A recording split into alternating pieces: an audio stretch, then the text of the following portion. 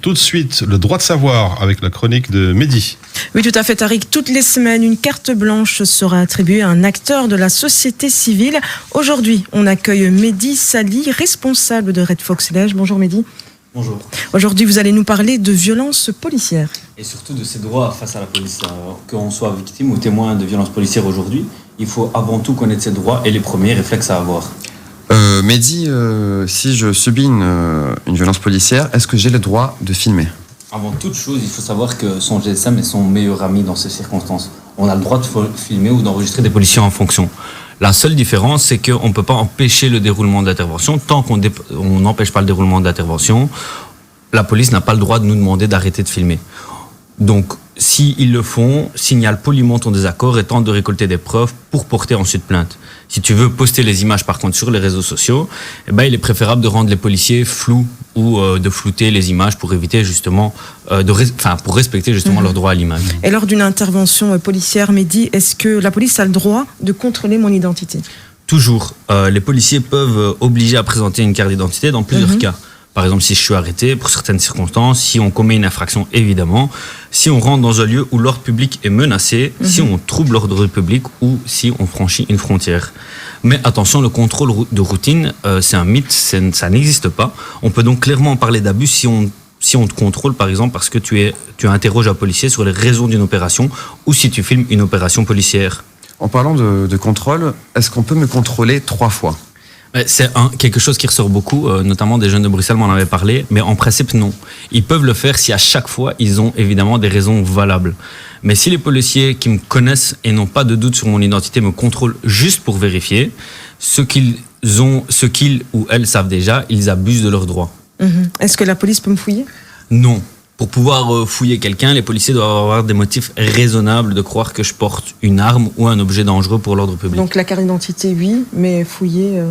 C'est ça. On a tendance de croire pas le qu'elle droit. peut. C'est ça. Mais en général, la fouille est automatique aujourd'hui, mais dans les faits, en fait, elle n'est pas autorisée. Fouiller dans les poches, Seulement, tout ça. c'est ça. Le motif qu'ils utilisent tout le temps, c'est de dire, en fait, il y a potentiellement une arme ou un objet illicite, mais en fait, rien ne le prouve. Donc, techniquement, ils n'ont pas le droit de le faire. Ok, c'est bon à savoir.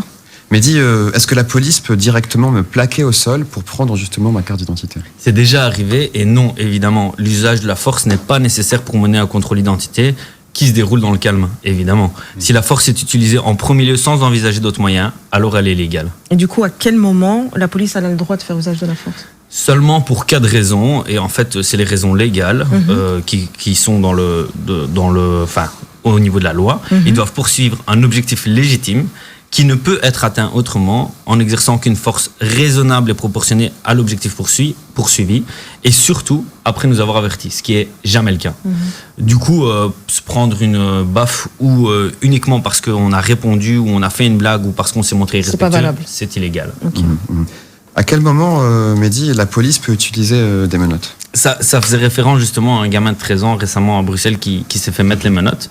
En fait, justement, ça c'est illégal. Uniquement, la police peut utiliser les menottes uniquement lorsqu'elle démontre que c'est absolument nécessaire. Évidemment, pour le gamin de 13 ans, c'était pas le cas. Donc, s'il y a c'était un encore danger une fois de fuite illégal. ou quelque chose comme Exactement. ça. Ou s'il y a une résistance violente, etc. Ce qui n'était pas le cas pour le gamin de 13 ans. Et jusqu'à combien de temps une arrestation peut être durée ? Bon, pour une arrestation administrative, c'est 12 heures maximum. Du coup, si on t'a arrêté, par exemple, pour trouble à l'ordre public, on doit te relâcher lorsque le calme est revenu sur les lieux de l'incident.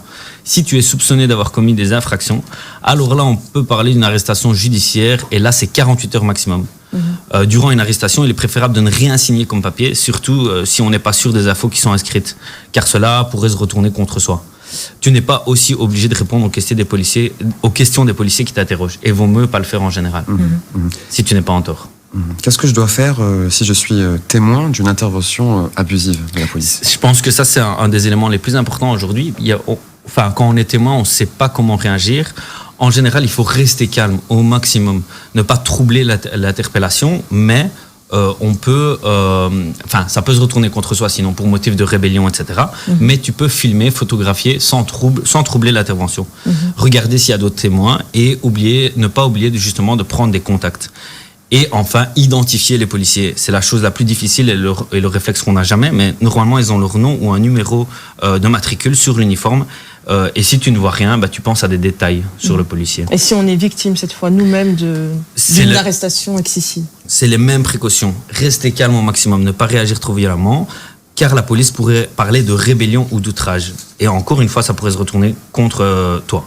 Si possible, filmer l'intervention et demander aux personnes aux alentours de le faire. En cas de blessure, directement, alors là, prendre des photos dès que possible et aller directement chez un médecin de confiance pour faire constater les blessures et qu'il mette sur un certificat que ces blessures peuvent être dues au contrôle de police. Si jamais ce sont les policiers qui t'emmènent à l'hôpital, demande à ce que la consultation se fasse sans les agents de police. Et dans quel contexte il faut porter plainte en fait? C'est important, c'est essentiel et pour terminer là-dessus, c'est important de tout le temps porter plainte lorsque on a une intervention abusive. Il y a très peu de plaintes aujourd'hui des interventions abusives et aujourd'hui, justement, la police joue sur ce fait-là, qu'il y ait peu de plaintes pour dire que ça n'existe pas. Et en fait, on le sait, et on fait une campagne avec Red Fox justement sur le sujet, on sait qu'il y a énormément de témoignages de violences policières. Donc on peut déposer plainte au comité P, ou à un commissariat. Mais évidemment, il faut éviter d'aller au commissariat où les policiers t'ont violenté. Voilà, c'est ça. Et enfin, ne jamais hésiter aussi à publier sur les réseaux sociaux ou aller trouver un avocat et en parler autour de toi. Mais on a vu que dernièrement, les réseaux sociaux